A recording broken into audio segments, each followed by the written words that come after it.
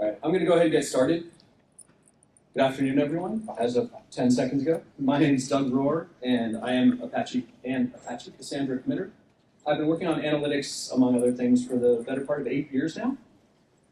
So today we are going to talk a little bit about the history of this project, where it came from, how it got to where it is today, and then talk about a path to 1.0, what's left before we would consider this ready. Not that we aren't using it already and other folks aren't using it already, but the things that we know still have to be done. And then some stuff that we could do in the future, and then I think some cool stories about things we learned along the way while we were developing this project. So the first part's going to be a little dull and just, bullet points on slides, and we'll get more interested as it goes. So 2017 is when I joined Apple, and the first thing they asked me to do was look at this project called the bulk writer. I came from a not Cassandra background. I didn't know anything about Cassandra. I hadn't written Java in 10 years. But we had this team reaching out who wanted to push more data into Cassandra than Cassandra was allowing them to push at the scales that we could provide for clusters, at least reasonably sized clusters for their read workload, which was really the right fit for them. So Cassandra could serve their data really well, but we just couldn't get it in fast enough. So 2017, we built kind of a prototype of the bulk writer, the initial bulk writer, which essentially bypasses almost all of Cassandra's write path, although we take some of the code.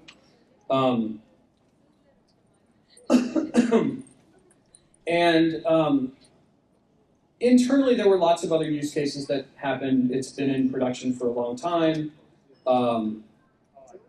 We ended up deciding that this was really something that we knew other users in the community would benefit from, and we really believe in this community over code idea, right? This is a community, so we felt that it was time to figure out how to contribute this and make it a real open source project. So in 2022, we started working on the community contribution. That took a little bit of time. There were lots of things that were dependent on kind of internal stuff that we had to write open source versions of. So you saw a lot of activity happening in the sidecar project related to the analytics work that we were getting ready to open source. So we created CEP 28, which is the analytics work. Re-implemented all those internal control plane things. Combined our internal bulk reader and bulk writer libraries, which were two separate things, into a single library, and contributed a little over 300,000 lines of code between the work in the sidecar and what's in the analytics library. We also have contributed over time patches to Cassandra itself when we've found things that caused friction. When building the analytics library, bug fixes that we found when using the analytics library that didn't show up in a normal Cassandra deployment, or nobody noticed them, those kinds of things. I want to talk a little bit more about other things going on in this integration team of ours and our analytics adjacent. A lot of you have heard of SEP44, which is the Kafka integration with Cassandra's CDC. Bernardo, I think, is going to talk a little bit more about that. But a lot of that effort in the CDC stuff uses classes that are also in analytics, which is why it kind of ended up in the analytics project. But they're adjacent to one another, right? In a lot of cases, you would want to use CDC to push that data out to some other data lake, for example, those kinds of things. So back to the core analytics reader-writer stuff. We've been using it at Apple for a long time. All of the source code is currently available, open source. We have new contributors outside of our kind of core group that built this original implementation coming up, and we're Love to see that. We are working towards a 1.0 release, and we'll talk about what that means in a second. And also trying to get the CDC work completed as well. So I think there's going to be a nice set of analytics tools available for the community and for other folks to help contribute to and improve on. So our path to 1.0, what's left to do? Excuse me. There is an epic, this is why we have water. There is an epic in Jira that has what we believe to be the scope required to finish 1.0. There's still a lot of stuff to do. The biggest thing I think right now is 5.0 support, which we're getting a lot of great contributions for. As I said, we're kind of super excited to see that other folks in the community are not just interested in using the library, but are actively participating and helping to improve it, and that's great to see. I have a couple things scratched off because when I originally put the 1.0 roadmap out there, we still needed build scripts and vnode support, and both of those things are already done. And then there are a couple smaller miscellaneous bug fixes in that list. Things that we know just need to be finished up or polished before we would call it a 1.0 release. So taking a step forward, what do we think we could do next, right? So there's kind of some table stakes things that you know you need to do. When Cassandra 6 comes out, we're going to have to make sure that the analytics library can work with Cassandra 6. Spark 4 support is going to be another big thing that we're going to have to work on. If you've ever built a Spark library before, there's all kinds of combinations of Spark versions and Java versions and Scala versions that you have to deal with.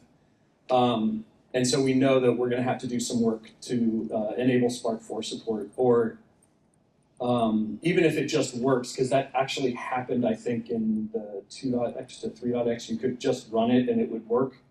That doesn't mean that it's optimal, right? So there's going to be some Spark work involved. We have to define a JDK support matrix.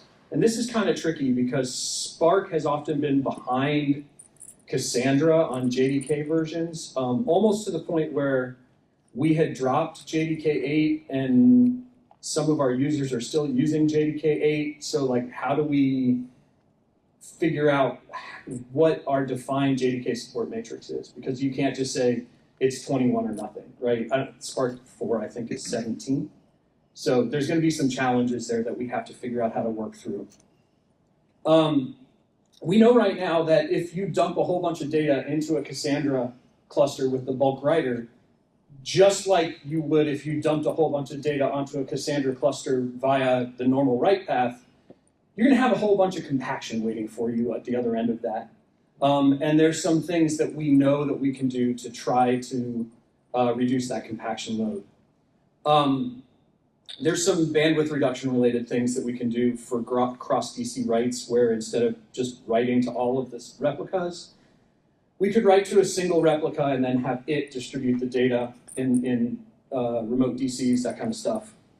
The bulk writer can actually write using S3 as a transport, which is kind of a neat way to maybe reduce your bandwidth utilization, because transferring via S3 is often less expensive than transferring via TCP/IP, right? Especially on cross-region sorts of things. But there's some stuff that we feel like we need to do to kind of bring those two code paths back together, that they diverged a little too much, and there's some cleanup there. We'd really like to have bulk reads via S3. I know that there are some folks that we've talked to in the past that are like, it would be great. We've already got SS tables on S3 for backup. Can we read them? And there's nothing intellectually that would prevent that from happening. It's just work. So we've got another Jira for that. I think the big thing there is going to be defining what format do those things live in S3. Are they just raw SS tables in an S3 bucket? Is there some format, some grouping of SS tables? The bulk writer on S3 actually has combined a whole bunch of SS tables into a single larger file for transfer reasons, and maybe we use that, maybe we have a different format, we'll have to figure those kinds of things out. And then there's kind of the, bless you, there's kind of the further future sorts of things like, can we do incremental data lake export? Like, can we find a way to use that CDC thing or something else to find a way to just be incrementally exporting to a data lake constantly, instead of having to run a job that reads the data off the entire cluster and dumps a snapshot? Can we figure out how to do off-host compaction via bulk reads and writes? Like, essentially, the bulk reader reads data off of multiple replicas, compacts it together, and gives you the final view of that data with tombstones applied and purged and all of those things. So can we maybe find a way to use that for off-host compaction, which we know right now is a decent chunk of CPU load for a lot of use cases. And that's just the stuff we brainstormed a couple weeks ago before I put this thing together. It's a great library, and I think it's a great building, a great toolkit for building other things.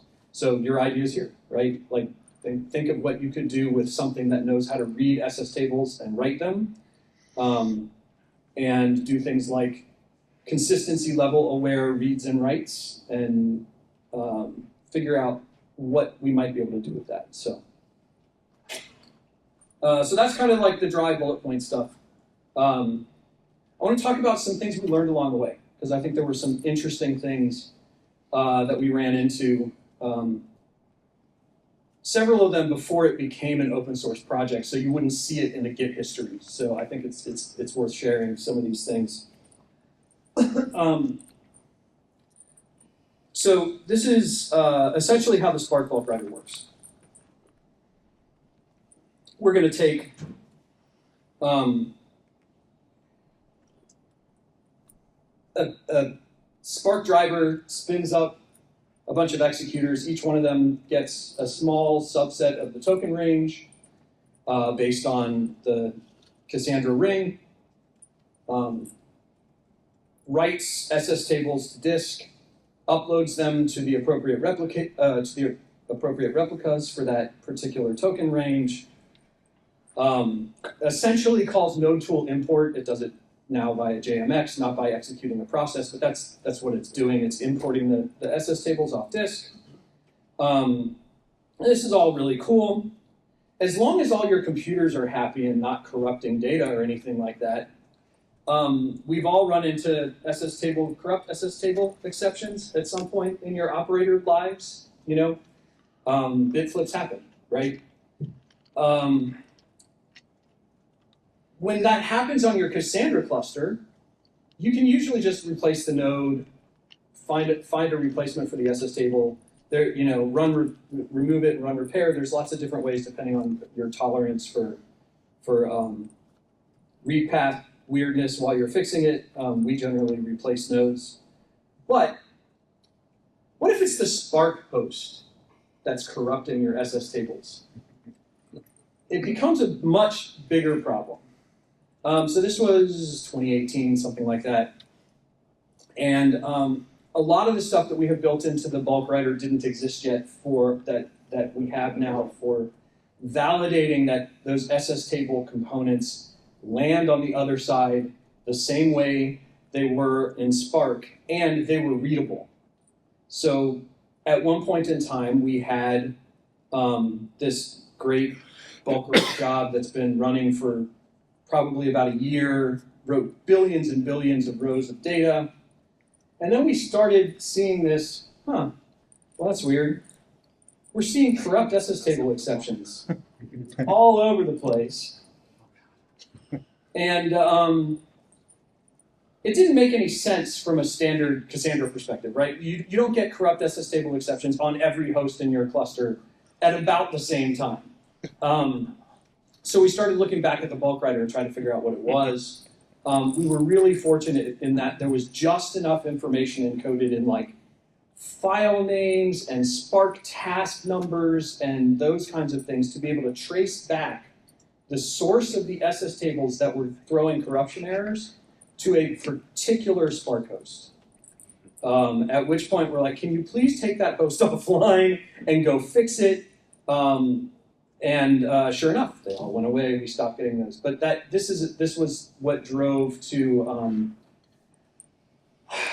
a better way to deal with that issue than waiting for it to happen, right? So in the bulk writer, we write SS tables to disk. In the Spark host, we hash all those components. We then reread the SS tables using the bulk reader code base to make sure that they are actually readable. We do all this on the Spark side because we generally have a ton of extra CPU capacity at that point, right? And we don't want to make Cassandra do all this work on import. So once we've done that, we upload all the SS tables, added SSL support to detect bit flips during the network transfer, we write the files to disk on the sidecar, we read them again and hash them and make sure those hashes match, which is much faster than deserializing every row in an SS table, but provides the same level of, I know I could read it over here. I hashed it before I read it. I hashed it after I wrote it back to disk. Now, if your Cassandra host corrupts an SS table, that's one thing, but we know it wasn't corrupted from start to finish in the bulk write job. And then we import them into Cassandra. This allows us to avoid things like, if you've ever run an SS table import, there is a no verify flag that you can set on the node tool call. If you do run an extended verification of an SS table, it can take a very long time for the import to work, and we were trying to avoid that and offload that work. So that's what this particular thing ended up solving. Another interesting thing when you combine two different distributed systems together is sometimes they don't behave well together in some interesting ways. So we're going to look a little bit more detail at the what's going on in those executors, right? So we have a task that is assigned a range to write, right? And I'll show you, if we've got time at the end, I got a little bit of a code walkthrough, and we'll look at where that happens in Spark and how we do that. But we essentially arrange all the data in partition key order, and then within that clustering key order so that we can just write SS tables in tasks. We know that those ranges are only for a certain replica set, so we can upload the same SS tables to everybody. This is really cool. It worked out really well. But we were having some issues with nodes getting overwhelmed with uploads. We're trying to figure out why we've got like a 100-node cluster and a several hundred executor Spark environment. How is it that certain nodes are getting overloaded? The data model is good. There's no hot keys, all of that kind of stuff. We started to look at it and came to the realization that the way we assigned token ranges to tasks was in order of the ring. So Spark partition, this gets confusing because Spark also has a concept of partitions, which is how much data goes, or which chunks of data goes to which task. So the Spark partition for partition number 1 was assigned a range. And the Spark partition 2, task 2, was assigned the next range in the ring. And it ends up, Spark runs those things in order too. So task 1 runs first and task 2 runs second, etc. And so what we were doing was essentially just slowly walking our way around the ring, overloading one set of replicas at a time as Spark was pounding one thing, then pounding the next thing, then pounding the next thing. It was still really fast, but it wasn't as fast as it could be. And I finally tracked this down by doing some log analysis.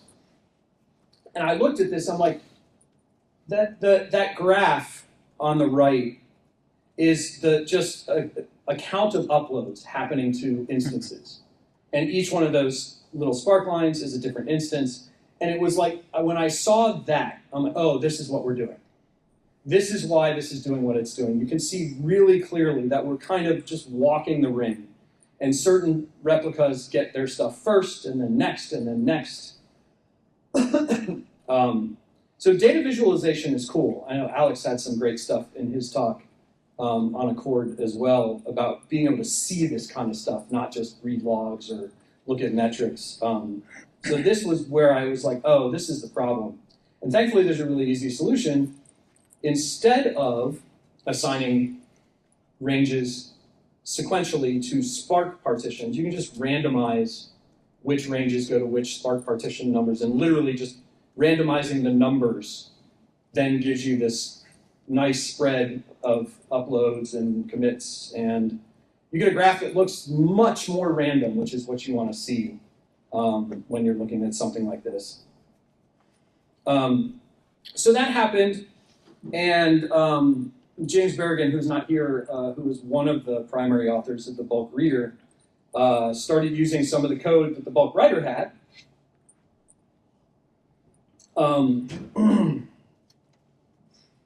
And one of those things was I just randomized all of those ranges, which was great for the bulk writer. But there are a lot of things that the bulk reader does that can share data structures. Like literally, it will read index files and Bloom filters first. Look at the ranges that it's trying to execute on. Because again, we're going to take the Cassandra ring, and you may end up with a task having a small subset of what we would consider a token range, right? So if these three replicas own from 1 to 100, a Spark task may only be doing 1 to 20, right?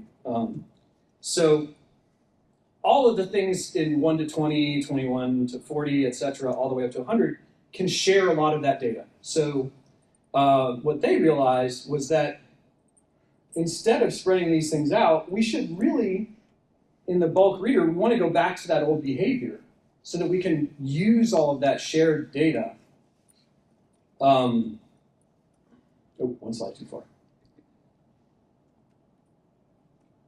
Bulk reader. Come on. All right. Just do it the old-fashioned way. It's being very slow. That's fine. All right, I'll stop now. Anyway, you get the idea. So what we want to do is actually restore that order and go back to doing things in partition order, because we can actually share a lot of that data across the Spark executors.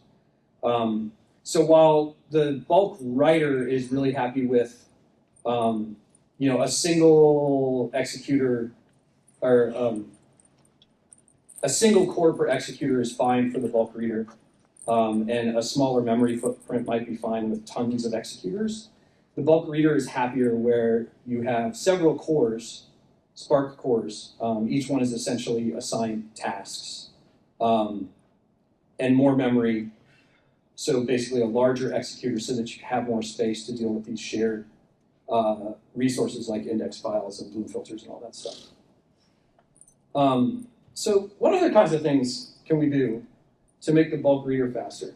Well, there's this incremental repair thing in Cassandra, and SS tables know that they're repaired, right? So if you happen to have the ability to read those things and know that they were repaired, maybe you can do something useful with that. And so there is an option in the bulk reader to use incremental repair data to decide whether or not you need to stream additional data from another replica, one or more other replicas, to meet the consistency level that the end user asked for, right? So if you're reading at local quorum and you read an SS table and you're like, oh, this one's been incrementally repaired, that means the data in it is the data in it. I don't necessarily have to read everything. So we'll start by reading from one instance that we call the primary, and then if the particular SS table has been repaired, we don't have to read the other ones. So we avoid a whole bunch of network bandwidth that otherwise we might have had to use.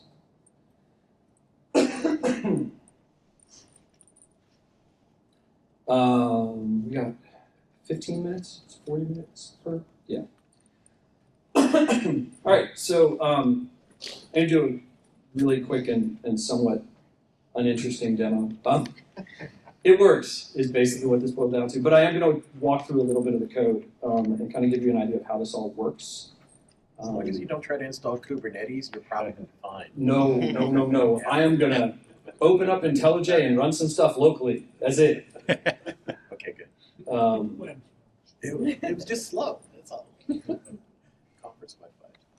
Yeah, that was last year, right? No, it was yesterday. Oh, it was yesterday, too. We did, because something happened like that last year, too. Anything that uses conference Wi-Fi is doomed. Pretty much. Yeah. Come on. Sorry, I'm trying to get it to mirror my screen now. Which it doesn't want to. Choose. I want this the entire screen. There we go.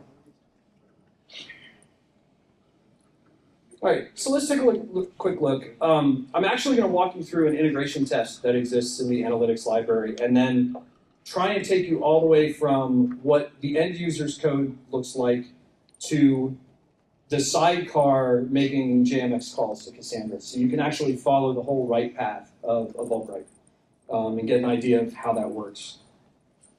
So, breakpoints. Let me take a quick look. Yeah, so let's look at this test. So we're just going to run a sample job. This is just going to write 1,000 rows. This test is a parameterized test, and some of them do TTLs, some of them write with timestamps, that kind of stuff. So if we just run this, I swear to God, look, it runs. I'll run it again while we talk about it.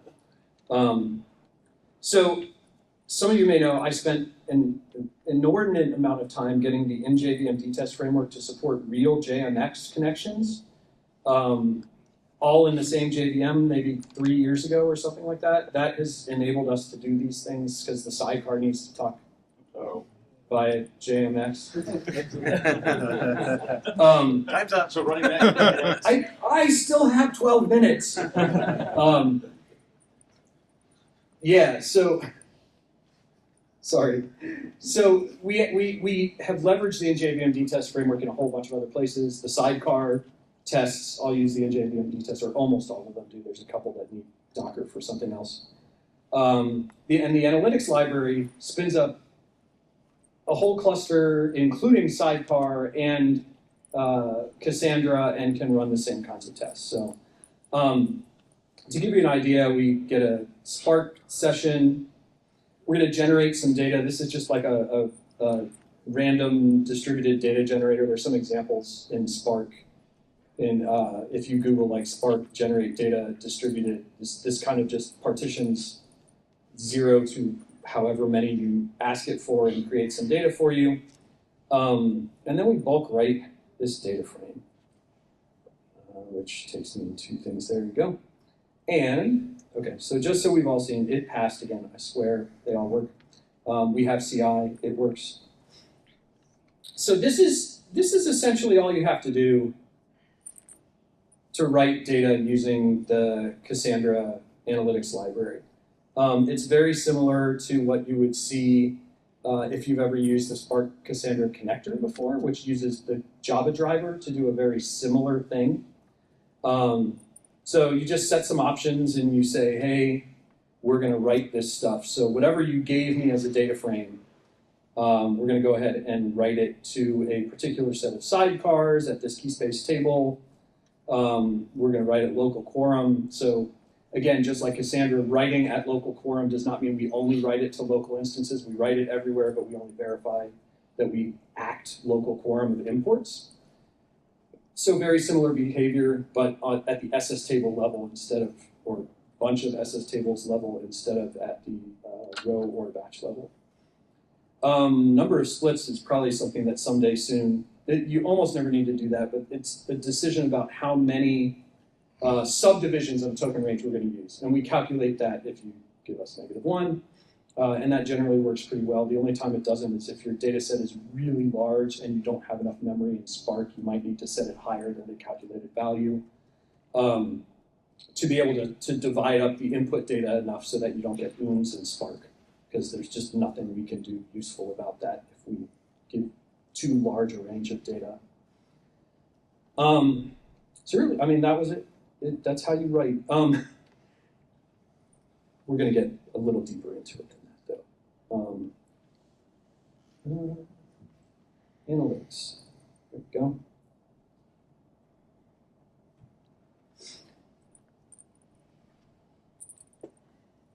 So this is actually the entry point on the analytics side of things. Essentially, that call ends up here. We're going to validate the job options, grab the start time for metrics, maybe schedule a timeout. So there are certain users who, if their job's running over 3 hours, they know something else is wrong and they don't want to keep it running, so we can time out. Transport extension stuff, I mentioned the bulk writer knows how to write to S3, and so we have a direct transport extension and an S3 transport extension. The tokenizer is the thing that knows how to take an individual row of data and turn it into a partition key and clustering keys in the byte-ordered format that Cassandra cares about, because that's how we want to partition and sort the data. We grab the schema, we take the input data, a couple of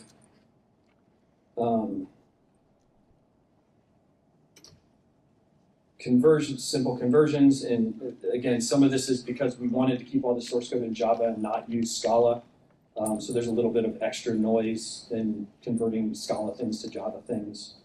And then we grab the decorated key and we tell Spark, hey, you should key this data by the decorated key, and then we repartition using that token partitioner thing.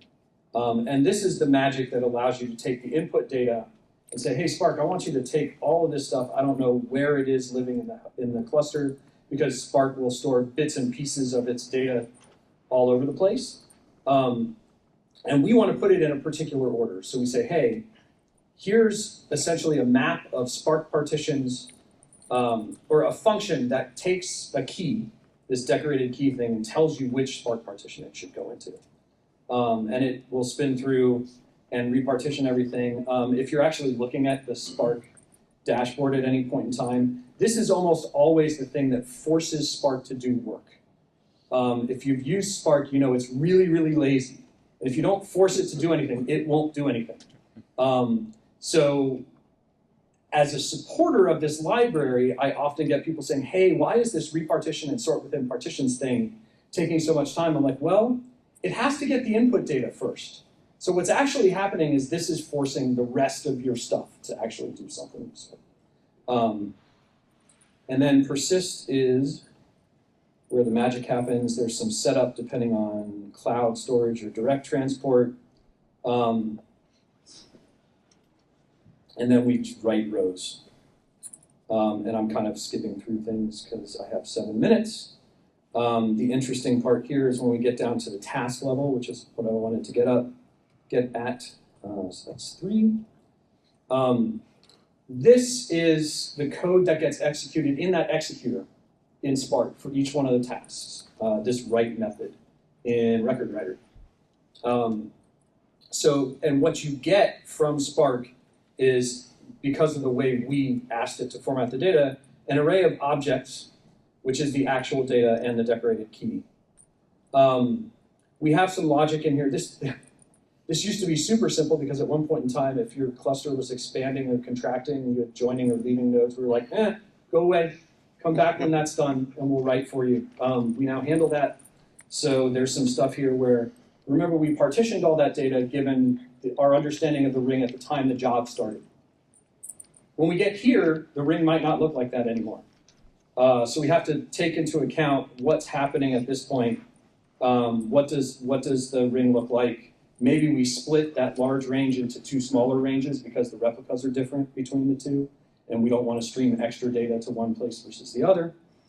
And a lot of this code is dealing with that particular set of issues. And then we get down to this point where we're going to actually write some data. I'm forgetting that I'm supposed to hit a number. It's super exciting. We call writer.addrow. We take that array of values that we got from Spark, and writer.addrow is SQL SS table writer. This is Cassandra code. So I forgot to check the history. I was going to do this before I got in here today. I forgot about it. Somebody at some point in history before 2017 wrote this thing that lets you write SS tables.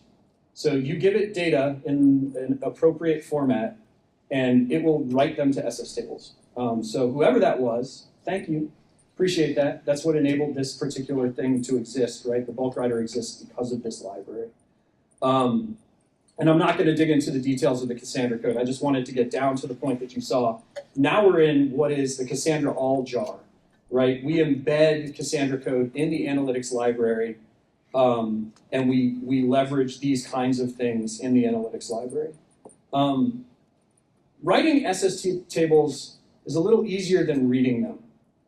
So at this point, we've written some data to an SS table. Let me get through kind of the end of writing. So we write a whole bunch of rows. Eventually, the SS table writer says, hey, you've given me enough. I'm going to flush one to disk. We've added some stuff so that we get a notification when that happens. So that was one of our improvements on the Cassandra side. When an SS table gets flushed, Cassandra just calls a callback. And we're like, oh, we got something. We now have a set of SS tables. In the meantime, that other thread is still just spinning, writing more rows to the next set of SS tables. And then we end up in here and we asynchronously write all of these things to all of the replicas. Yeah, this is the send part.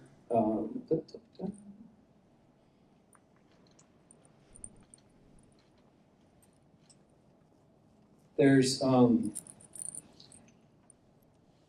there it is, sorry. I'm trying to read the code that I haven't looked at in a little while. Should follow my own bookmarks. So this is pretty simple. You upload an SS table, and that lands you in the sidecar in the upload SS table handler. So the sidecar is a Vertex-based HTTP server, getting all kinds of interesting functionality into it. The analytics library is a big part of it. There's some live migration code that's being put into it. There's some repair code that's going into it, because even if you have auto repair going, there are times where you want to be able to kick off a repair manually. So there's some endpoints for repair going into here. There's a lot of cool stuff in the sidecar. This is the upload handler. And we go find the instance. I'm going to kind of try to skip through this stuff. We grab an upload directory. And then this uploader uploads the component. And this was kind of the important part. We talked earlier about that whole, we're going to verify the SS tables. So on this end, we have now written the file. We create a temp file. We stream the body of the HTTP request to disk, and then we verify it using whichever digest you told us you used. Originally, we only supported MD5. We now also support XXHash, so that comes in the header of the request to tell you which one of these things to use to verify it. And then, for the final step, we call import new SS tables. If you've ever looked at Node Tool, this is almost what Node Tool does. The Node probe endpoint, the Node probe code calls import new SS table. And then again, we end up in Cassandra. So that's kind of the entire write path. We look at the results of these things. Did they all, or did the appropriate number of them get accepted as imported and uploaded first and then imported, and then we validate whether the consistency level was met. We fail at the task level if it isn't, so Spark will retry those things. If you wait until all of the tasks are done and then kind of look at the results and try and do it again, Spark's potentially lost the data, that chunk of data, and it's very expensive to rebuild it.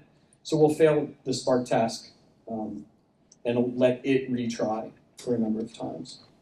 And that's everything I think I wanted to cover in the write path. And we're out of time. I'm happy to take questions. It is lunchtime, and I would be totally understanding if you wanted to go eat.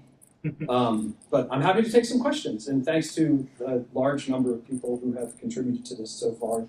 both on the team that I work on and in the community. So looking forward to see where it goes.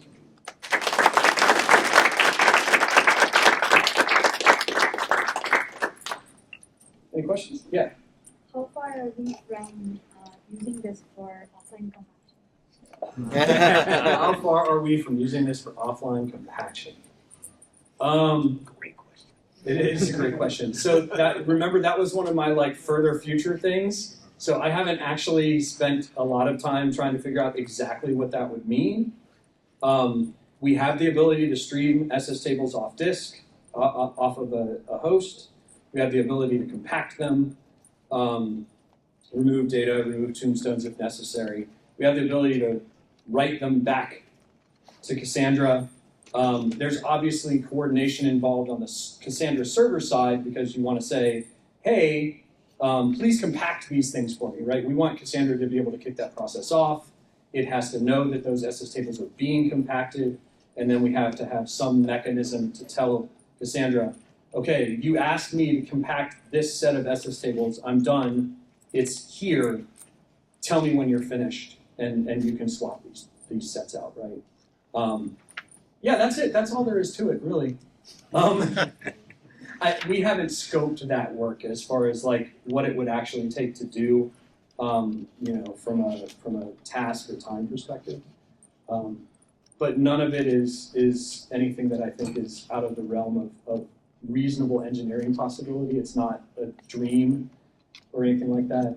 So very doable. So with things like LCS and stuff like that, imports kind of have a history of having a really hard time on the existing compaction strategies. Has there been any thoughts or plans or anything for making a import friendly compaction strategy, or making this output SS tables in a way that would be more friendly to Cassandra? So there's a couple things that we have thought of, and some which we have done. So the older bulk writer in particular was pretty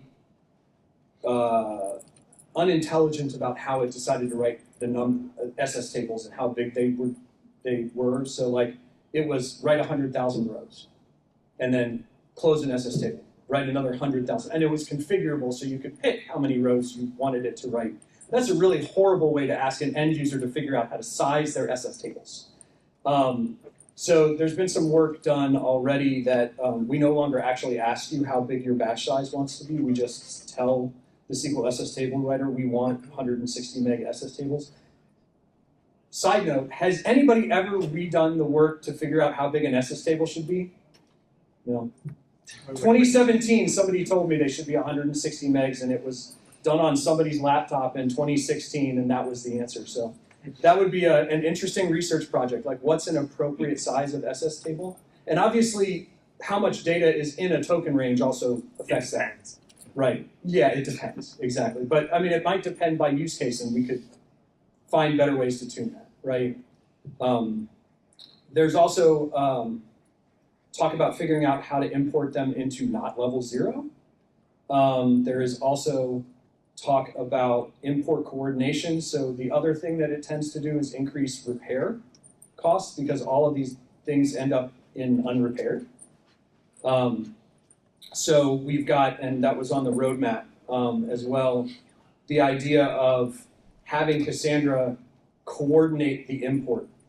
Once we've got the SS tables out to an instance, it can say, okay, I'm going to import these for you, stream them to other replicas, write them to disk, import them not repaired, and then if it gets an ACK from all of the replicas that they have imported them successfully, mark them all as repaired. And that repair already has some of this logic in it, not that it's a simple thing to expand to that, but that's another thing that we're trying to do to reduce load after a bulk write, right? I'll talk to you after. Yeah. Anything else? Awesome. Thank you all very much. I appreciate it.